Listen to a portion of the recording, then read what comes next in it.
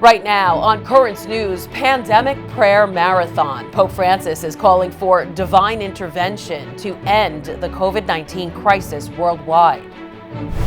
Plus, New York City exodus. Parishes are seeing their congregants move away. A lot of people can't afford it anymore. It's a really challenging time. COVID was just the icing on the cake. Minority-owned businesses are struggling as well, but hope the mayor's plan to reopen the city this summer will help. We are ready to bring New York City back fully on July 1st. And we mark 10 years since the beatification of Pope John Paul II.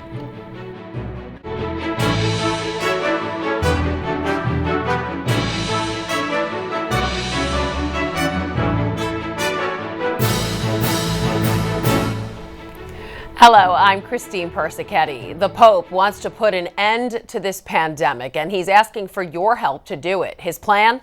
Take a little time every day during the month of May to pray the Rosary together. Pope Francis has asked that this month of May be dedicated to praying insistently for an end to the pandemic. That's why he's kicking off what the Vatican is calling a prayer marathon. Each day will feature a different Marian shrine. The Rosary will be the main prayer for the marathon. It will be streamed live from a different shrine every day at 6 p.m. Rome time. The Pope will inaugurate the marathon at the Vatican with a prayer in front of an ancient mosaic in St. Peter's Basilica on Saturday, May 1st. Each day after that, the Rosary will be broadcast from a different place, like Guadalupe, Fatima, Lourdes, the Immaculate Conception in Washington, Medjugorje in Bosnia, and La Caridad del Cobre in Cuba. The Pope will conclude the marathon on May 31st in a chapel in the Vatican Gardens.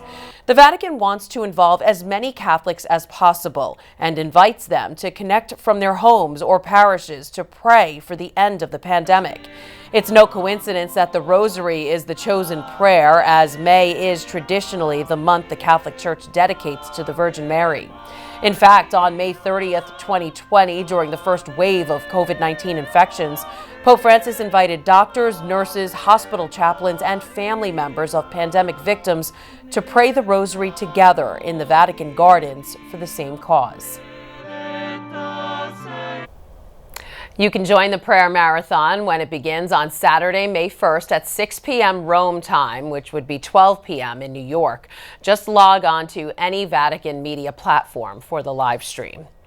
India can use some prayers. It's in desperate need of coronavirus relief. The country's healthcare system is struggling to keep up with a disastrous second wave, and grieving families are dealing with the loss of their loved ones on a massive scale. Clarissa Ward reports from New Delhi. In Delhi now, you're never far from heartbreak. Almost everyone in this city has been visited by grief. At the Seema Puri crematorium, the loss weighs heavily in the smoldering air, and the dead are piling up. There are bodies literally everywhere you turn here. I've honestly never seen anything quite like it. And the organizers say that pre-COVID, they might cremate 7 or 8 people a day. Today alone, they've already cremated 55 bodies, and it's not even lunchtime. Just months ago, India's leadership boasted that the country had effectively defeated COVID. Now it has set global records for new cases as a terrifying second wave ravages the country. Jitender Singh Shunti says he and his men don't even stop to take breaks. You must be tired. Very. But this time is not for the rest. Do you believe the government figures, the death tolls, the COVID figures that they're giving, or do you think the real figures are much higher? The numbers that you're seeing on television are the numbers of people who are dying in hospitals, he says. They're not factoring in the people who died at home in isolation. If those numbers are added, the actual number will go up by 3 times. That was Clarissa Ward reporting. The Prime Minister has announced that everyone over the age of 18 can get the vaccine, but less than 2% of the country is currently inoculated. Here in the Diocese of Brooklyn, those on the front lines of the pandemic were honored with a mass. The liturgy at St. Thomas Aquinas in Flatlands, Brooklyn was held for first responders, healthcare professionals, and essential workers, socially distanced and with masks, of course. The mass also got dozens of likes on the parish's Facebook page. A mass exodus is taking place from New York City amid the pandemic, high rents, and rising crime. And it's not just the most expensive zip codes losing residents, but working class neighborhoods too. Current News' Jessica Easthope spoke with one pastor in Crown Heights who is seeing his congregation move away.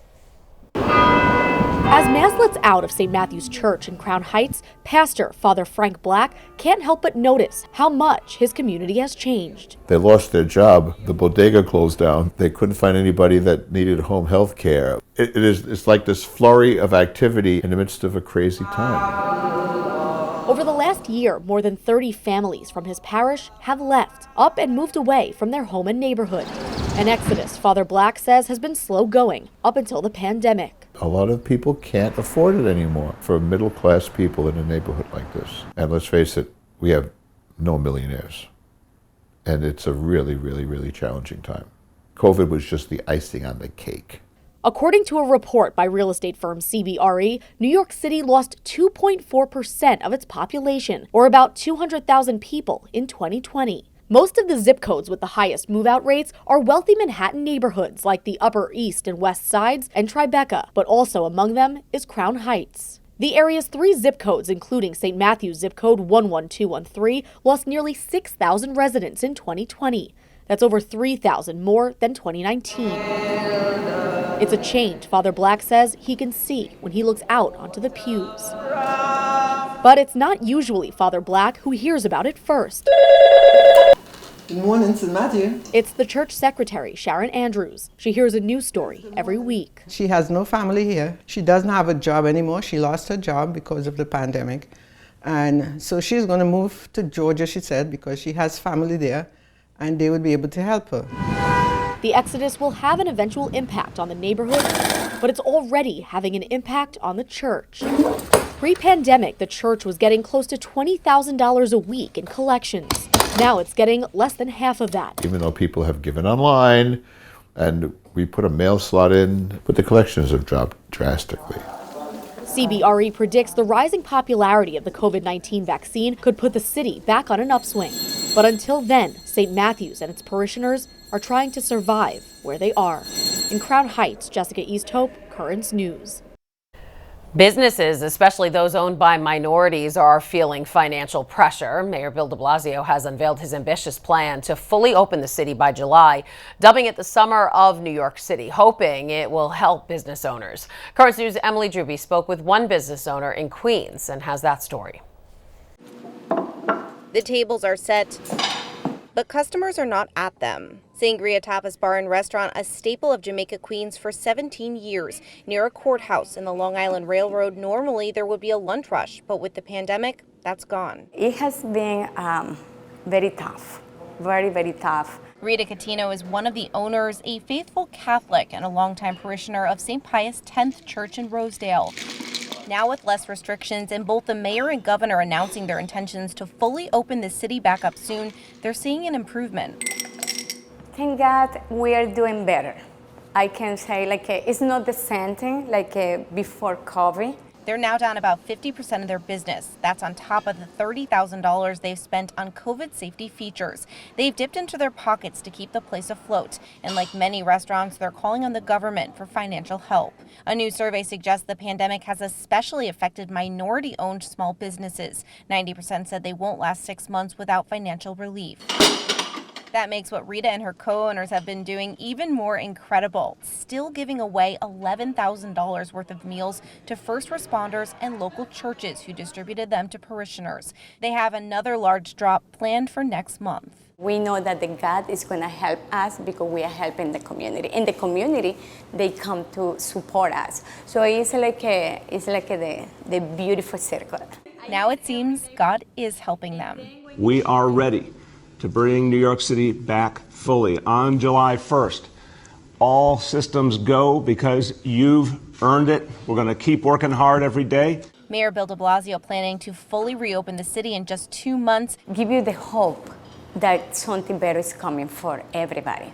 Rita tells us that every morning she thanks God that she still has her health and her business. Now, of course, recovering from the pandemic is going to be a long journey for this incredible restaurant, but Rita tells us that she and her family have their faith to lean on. In Jamaica, Queens, Emily Druby, Currents News. President Joe Biden's home diocese has a new bishop with ties to the Diocese of Brooklyn. Monsignor William Koenig is a native of Queens and is now in charge of the Diocese of Wilmington. He grew up in East Meadow, where he and his family were parishioners of St. Raphael's. Bishop-elect Koenig was previously the vicar for clergy in the Diocese of Rockville Center on Long Island. He was ordained into the diocese in 1983. The president is marking his 100th day in office Friday. He just announced some big plans to kickstart the economy, but made no mention of abortion policy. He also recently lifted restrictions on using the organs and tissues of aborted babies for research. U.S. bishops called it deeply offensive to Americans that taxpayer money is paying for this research. The White House is responding.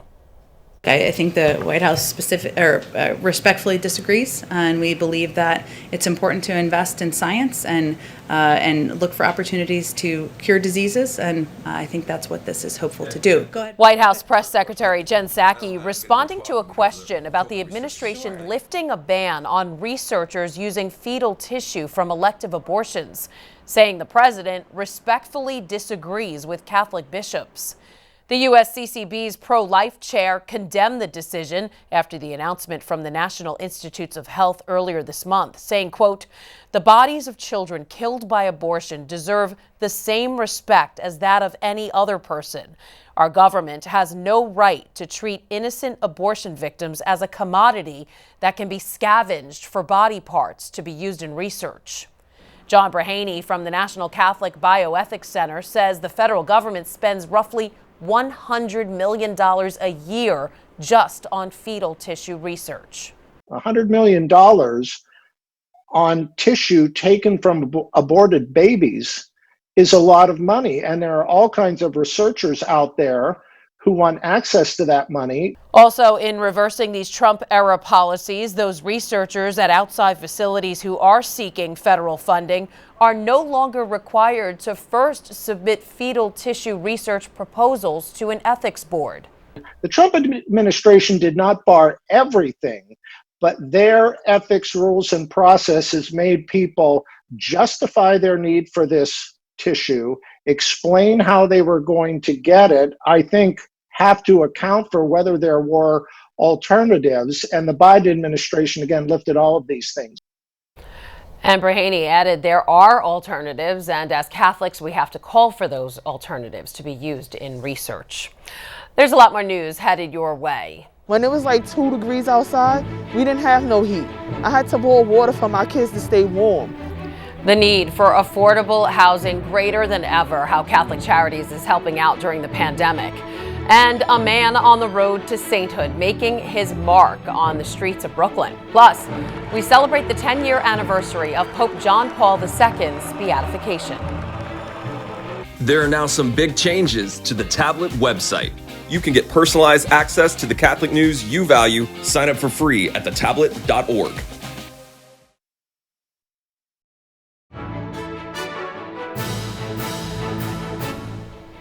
Catholic Charities opens a new building in the Bronx offering 100% affordable housing. The need for it is greater than ever during the pandemic. Emily Druby shows us the new Second Farms housing complex, which offers 319 units for low-income families. Skylar and her 2 brothers are the most important thing in the world to Tamika Gather. So when a dangerous situation forced them into the shelter system, she was devastated. It was depressing. It was really depressing. Like, I used to cry like every day and blame myself for the situation I got into. Tamika tells us while they had a place to stay, they didn't have a reliable place to call home. When it was like 2 degrees outside, we didn't have no heat. I had to boil water for my kids to stay warm. My kids, I had to buy blankets. I had to go to my mom's house to get a space heater. Like, it was really cold and we had to suffer. Now she does. An apartment at Catholic Charities of New York's new housing complex. I love my apartment. I would not trade for nothing in the world. A safe, clean, and affordable place for her family. We filmed both her and Catholic Charities employee Renee Lopez in the building's sample apartment for anonymity and safety.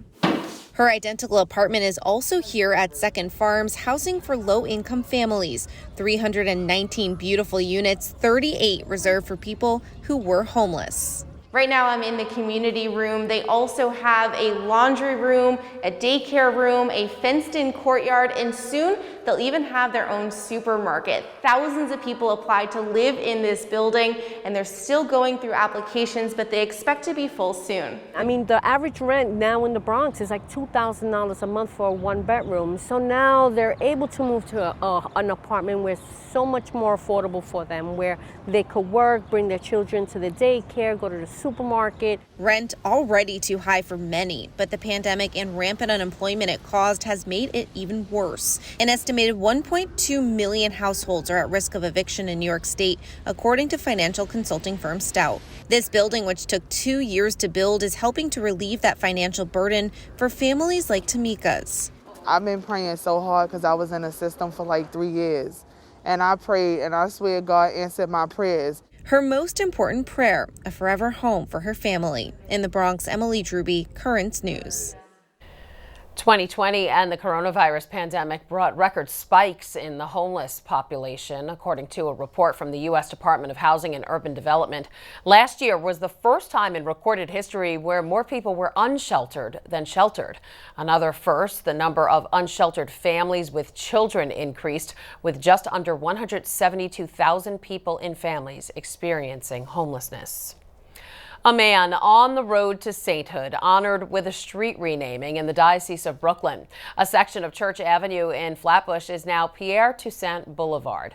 Emily Druby was there as people gathered at Holy Cross Church to pray for the former Haitian slaves' canonization.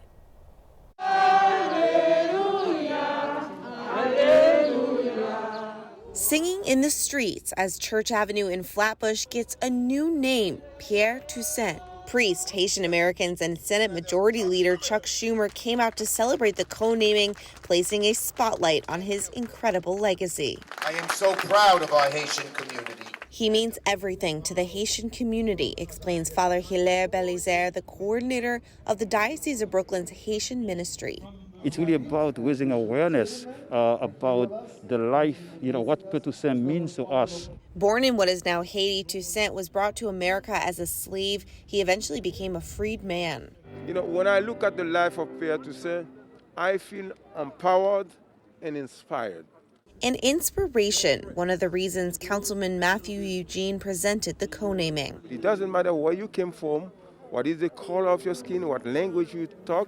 When you come to a new country, you're going to face challenges. And for Pierre Toussaint, who have been a slave, if we are talking about challenges, it's more than challenges. But guess what? He didn't give up. Toussaint was a devout Catholic. He used his life to help others, especially orphans, who he even opened his own home up to. For those who are poor, for those who need shelter, for those who need food, he did exactly what Jesus said to do. Be your brother's keeper. He helped everyone, even those who enslaved him, explained Monsignor Paul Jervis. Very devout. He attended daily mass, and he cared. Among the people that he cared for were the people that enslaved him. It's really, unbelievable. Toussaint was declared venerable over 20 years ago, meaning he's on the path to sainthood. Now his name will forever look over the people of New York City, just like he did. Amen. In Flatbush, Emily Druby, Currents News. Still to come on Currents News, marking 10 years since the beatification of Pope John Paul II. And Catholics in Venezuela celebrate the beatification of Jose Gregorio Hernandez. Do you have a story idea or want to share a tip? Email us at newstips@desalesmedia.org or call our 24-hour number, 718-517-3122. We'll be right back.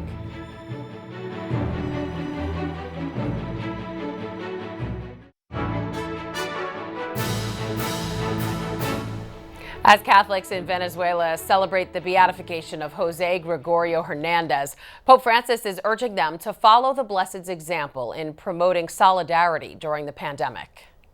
Pido que entre todos recuperemos esa Venezuela en la que todos sepan que caben, en la que todos pueden encontrar un futuro. Hernandez is affectionately known as the Doctor of the Poor and played a key role in Venezuela's fight against the Spanish flu. Saturday marks 10 years since the beatification of Pope John Paul II. The highly revered Pope Saint served as head of the Catholic Church for 26 years and was so well loved that Pope Benedict fast-tracked his beatification, beginning the process only a few weeks after his death instead of the Church's mandate of 5 years after a person passes. Justin McClellan looks back at the ceremony that saw more than 1 million people fill the Vatican to celebrate his entrance into heaven. 10 years ago, one of the most significant ceremonies ever held in this square took place, the beatification of John Paul II. 1.5 million pilgrims traveled to Rome for the ceremony on May 1st, 2011. Vengo porque he sentido algo maravilloso y las dos veces que estuve cerca de él, sí me dio una impresión preciosa. Many camped out near St. Peter's to be the first to enter the square. At 5 in the morning, the police began letting them in.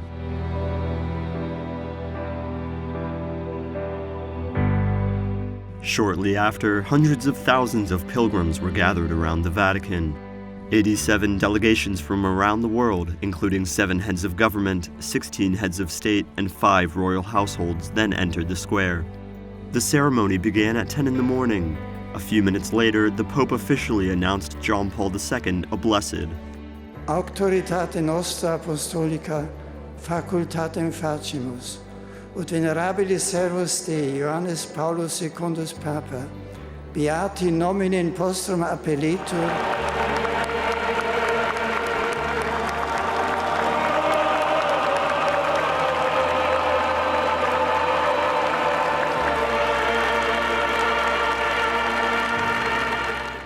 Then the Polish nun who cared for John Paul II until his death, and the French nun who was miraculously cured of Parkinson's through his intercession, presented Benedict XVI with a relic of his predecessor. After the Mass, the Pope and cardinals prayed before the remains of the new blessed.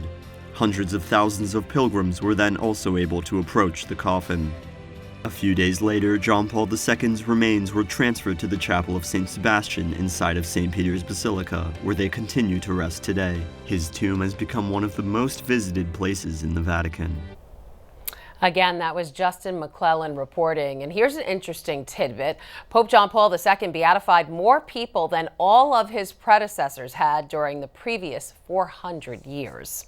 And that is Currents News. I'm Christine Persichetti. Thank you for joining us because we are putting your faith in the news. Hope to see you again next time.